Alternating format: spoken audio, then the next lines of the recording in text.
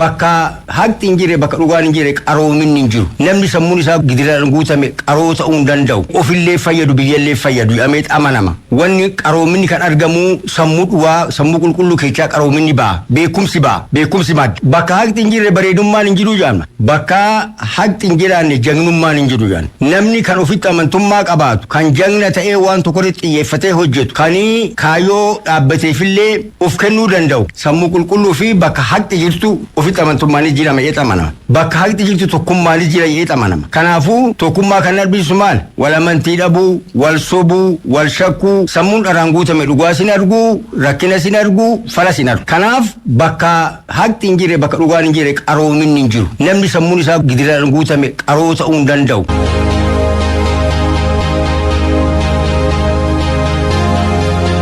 Kaayyoon konfiraansii kana maal ture jechuu dandeenya? Egaa akkuma beekamu amajjii 23 kaasee hanga 25tti paartiin badhaadhinaa yaa'ii idilee isaa lammaffaa magaalaa Finfinneetti gaggeessee ture. Paartiin badhaadhinaa waggoota lamaanii walakkaa darban dhimmoota gurguddoo hojjetaman erga gamaggame booda ciminaalee turanii fi hanqinaalee mudatanis adda baasee jira. Waggoota lamaaf walakkaa darban injifannoowwan gurguddaa akkasumas milkaa'inoota ijoo jedhaman galmeessuun isaa hin beekama. Gama siyaasaatiin, gama dinagdee, gama hawaasummaa fi gama dippiloomaasiitiin injifannoowwan guddaa bu'aawwan gurguddaan mul'atanii jiru. Hanqinoonni qormaatilee mudatanis jiru. Isaan erga qoratee booda dhimmoota gurguddoo waggaa lamaaf walakkaa itti aanutti immoo hojjetamuu qaban adda baasee kallattiiwwan gurguddoo fi murteewwan ijoo ta'an dabarsuun isaa hin yaadatama. Egaa konferensiin uummataa guyyoottan 3 darban gaggeeffamaa ture. Murteewwan ijoo fi kallattiiwwan kaahaman sana ilaalchisee uummataa wajjin marii gaggeessuudhaan hubannoo uumuu, ejjennoo wal fakkaataa, beekumsa wal fakkaataa, odeeffannoo wal fakkaataa uumuudhaan qaamoleen hawaasaa adda addaa galma gahinsa murteewwan kanaatiif adda durummaadhaan gahee irraa eegamu akka taphatan taasisuudhaaf uummataa wajjin waliigaltee fi hariiroo cimaa dhimmoota ijoo ta'an kan irratti uumuudhaaf kan yaadame ture. Mariin kun kan gaggeeffame magaalota guutuu Itoophiyaa jiran gurguddoo 25 keessatti kan gaggeeffame. Gaafa sanbata xiqqaa magaalota 14 keessatti, kaleessa dilbata magaalota 8 keessatti, har'a immoo magaalota 2 magaalaa Walqixxee fi magaalaa Hosaanaa keessatti gaggeeffamaa oolee jira. Kanaan dhimmoota ijoo ta'an milkaa'inoota waggaa lamaaf walakkaa darban qofatu hin ta'in immoo dhimmoota waggaa lamaaf walakkaa dhufan irratti ijoo ta'anii adda bahanii fi mootummaaniif uummanni waliin hariiroo uumee tokko ta'ee gamtoomee hojjechuu qabu irratti waliigaltee uumuudhaaf kan kaayyeeffate ture jechuudha konferensiin uummataa kun. Ulfaadhaa hawaasa irraa yaadota akkamii faatu ka'e walumaa galatti gaafa xiinxaltan? Egaa dhimmoota jahan tokko adda baasuun danda'amee jira. Hawaasni dhimmoota ijoodha. Ajandaa godhamanii nuu hiikamuu qabu. Paartiin xiyyeeffannoo addaa itti kennee ajandaa guyyaa godhee haala addaatiin karoora baafatee hiikuu qaba kan jedhan dhimmoota jahan tokkotu uummatarraa ka'aa ture. Inni tokkoffaa paartiin badhaadhinaa mataansaa paartii cimaa ta'uu qabaa kan jedhu. Paartii cimaa jechaan hoggansa cimaa ta'ee hoggansa gadi jedhee uummata tajaajilu, hoggansa ilaalchaa fi gochaan qulqulluu ta'ee hanga godaatti uummatatti siqee onnee uummataa, fedhii uummataa hubatee uummata tajaajiluu danda'u qabaachuu qabna.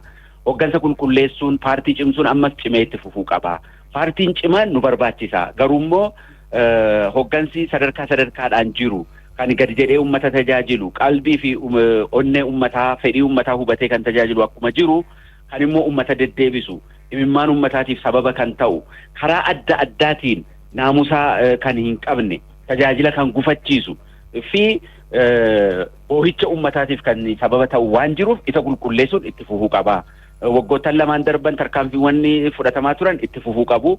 Kana gochuudhaan paartii cimaa hundeessuu fi paartii cimaa hoggansa cimaa qabaatanii uummata kana tajaajiluun itti fufuu qaba kan jedhu. Inni lammaffaan nageenyaa fi tasgabbii uummataa eegsisuun itti fufuu qaba. Nageenya nuu mirkaneessuu qabdu.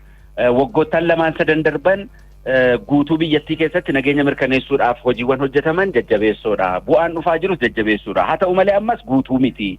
Guutuu waan hin taaneef asiif achitti ammas rakkoon nageenyaa hin mul'ata. Kanaafuu tattaaffii waggoottan lamaan sadan darban godhame sun itti fufee guutuu biyyattii keessatti namni ituu yaadda'in bahee galuu qaba. Rakkoon nageenyaa nu qunnamuu hin qabu. Samii Itoophiyaa keessatti bakka kamiyyuu yaaddoo tokko malee baanee deebi'uu qabna. Kanaaf kana mirkaneessuu keessatti paartiin adda durummaadhaan dhimma kana ajandaa taasisee hojjechuu qaba. Nageenya mirkaneessuudhaa fi filannoowwan jiran hunda dagugee itti fayyadamuudhaan lammiileedhaaf nageenya mirkaneessuudhaatti hojjechuu qaba kan jedhu ni lammaffaani. Inni sadaffaan qaala'insa jireenyaa wajjin kan wal qabatu. Qaala'insi jireenyaa nu miidhaa jira. Karaa adda addaatiin daldaltoonni seeraan alaa, dallaalonni asiifachi jiran, akkasumas namoonni immoo asiifachi oomisha dhoksanii karaa hin malleen badhaadhuudhaaf deeman qaala'insa jireenyaatiif sababa ta'aa jiru waan ta'eef tarkaanfiin fudhatamuu qaba. Oomishaaf oomishtummaa cimsuudhaaf raabsaa oomishaalee karaa seera qabeessa ta'een akka lammiilee bira gahu taasisuudhaaf tattaaffiin jalqabame cimee itti fufuu qaba. Ammas qaala'insi jireenyaa fooyya'aa agarsiisu malee rakkoon kun guutummaa guutuutti kan hiikame waan hin taaneef miidhaa nurraan gahaa jira. Paartiin keenya xiyyeeffannoo addaatiin kana hojjetee nurraa hiikuu qaba kan jedhu ka'ee jira. Inni arfaffaan kan carraa hojii uumuu wajjin wal qabate dargaggoonni miliyoonotaan ta'an beekumsatuu qabanu, fayyaatuu qabanu, ogummaatuu qabanu, sammuu hojjetu, harka hojjetutuu qabanu lafa taa'u. Kanarratti mootummaan xiyyeeffannoo addaa kennee haala mijeessee dargaggoota miliyoonota ta'aniif carraa hojii uumuudhaan gara tokkoon misooma biyyattii keessatti akka gumaachanii fi akka irraa fayyadaman carraa hojii uumuun ajandaa mootummaa, ajandaa paartii ta'uu qabaa kan jedhu kan kaasanii. Kana wajjin wal qabatee inni shanaffaan kenna tajaajilaa irratti rakkoon ammas jira. Nama deddeebisuun jira. Harka namaa laaluun jira. Tajaajila baay'ee xiqqaa ta'eefillee lammiileen karaa hin malleen akka boohan akka rakkatan taasisuun jira. Kanaafuu siviil sarviisii keenya riifoorm gochuun, hojjettoota qulqulleessuun, naamusa hojjettootaa fi hooggansaa sirreessuun jalqabame jajjabeessaa ta'ullee ammas rakkoo hammaataatu jira. Keessattuu caasaa gajjallaa irratti tattaaffiin jalqabame cimee itti fufuu qaba. Bakka barbaachisaa ta'ettis tarkaanfiin fudhatamee rakkoon kun nuu hiikamuu qabaa kan jedhu inni shanaffaan kan ka'e. Inni ja'affaan piroojektootaa fi bu'uuraalee misoomaa asiifachitti jalqabamanii hafan, piroojektota jalqabamanii hafan dafanii xumuruun, tajaajilaaf akka gahan taasisuun, bakka immoo bu'uuraalee misoomaa hin geenyetti mootummaan humna qabuun karoorsee jala rakkoo bu'uuraalee misoomaa kana hiikaa deemuun barbaachisaadha. Bakka daandiin hin geenyetu jira, bakka ibsaan, bakka bishaan hin geenyetu jira. Kanarraa kan ka'e lammiileen keenya rakkachaa jiru. Kanarratti hanga humni danda'een mootummaaniif paartiin waliin ta'anii karoorsanii rakkoo bu'uuraalee misoomaa fi piroojektota kana nuu hiikuu qabu kan jedhu uummanni kan kaase jechuudha. Tole, yaadota kanneenoo paartiis haa ta'u akkasuma immoo gama mootummaatiin furuudhaaf akkamitti itti deemama jechuu dandeenya? Egaa mootummaan fi paartiin badhaadhinaa dhimmoota kana dursee hubatee ajandaawwan kana keessaa immoo baay'een isaanii yaa'ii tokkoffaa irrattis waggaa 2 walakkaa dura ka'anii waan tureef karoora idileedhaan kana hiikuu waan hin danda'amneef karoora addaa barbaachisaa, hordoffii addaa barbaachisaa, xiyyeeffannoo addaa barbaachisaa, sosochii paartii, sosochii uummataa taasisuudhaan guyyaa guyyaadhaan hordofuudhaan rakkooleen kun hiikkachuu danda'an jedhee waan yaadeef sadarkaa paartii giddu galeessaatti dhimma kana yeroo yeroodhaan hordofaa. Keessattuu pireezidaantii ittaanaan paartii keenya kabajamoo obbo Adam Faaraa dhimma kana ajandaa taasisuudhaan, ajandaa naannolee wajjin ta'uudhaan yeroo adda addaatti karoora addaatiin akka hiikaman taasisuudhaan baay'een isaanii fooyyee agarsiisaa dhufaniiru. Akkuma sila kaase waggaa 2 walakkaa darban dhimmi tokko fooyyee agarsiisuu, bu'aa agarsiisuu waan jalqabeef kana cimsanii itti fufsiisuun barbaachisaadha. Uummanni gaafiin inni kaase dhimmoonni kun fooyyee agarsiisan malee ammas hin hiikamne, ammas xiyyeeffannoo addaa barbaadu kan jedhu waan ta'eef kana gara keenyatti fudhannee ajandaa keenya godhannee akka paartiitti xiyyeeffannoo addaatiin, hordoffii addaatiin hanga yaa'ii itti aanutti hooggansa keenya ajandaa taasifnee uummata keenyas of duukaa hiriirsinee dhimmoota 6 amma ka'an kana haala addaatiin lakkoofnee qabannee hiikaa deemu. Kan hiikamne immoo uummatatti dhiyeessaa, uummataa wajjin waliigaltee irratti uumaa deemu.